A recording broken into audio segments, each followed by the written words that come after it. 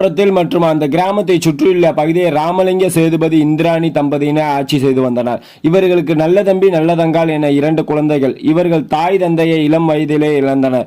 இருந்த போதிலும் அந்த பகுதியை ஆட்சி செய்து வந்த நல்லதம்பி தன் தங்கை நல்லதங்காளை சீராட்டி வளர்த்து தற்போதைய சிவகங்கை மாவட்டத்தில் உள்ள மானாமதுரையில் வாழ்ந்த ராஜா வம்சத்தைச் சேர்ந்த காசிராஜா என்பவருக்கு திருமணம் செய்து கொடுத்தார்.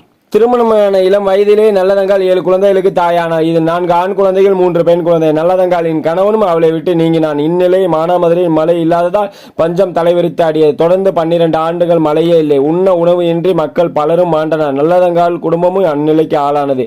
அவள் அண்ணன் கொடுத்து அனுப்பிய சீதன பொருட்களை ஒவ்வொன்றாக விற்றாள். ஒரு கட்டத்தில் வீட்டில் எதுவும் இல்லை என்ற நிலை வந்தது. சாப்பாட்டிற்கு வழி இல்லாமல் போனது. மனம் உடைந்த நல்லதங்காள் தான் 7 குழந்தைகளையும் அழைத்து கொண்டு தான் பிறந்த அர்ச்சனாபுரம் கிராமத்துக்கு வந்தாள்.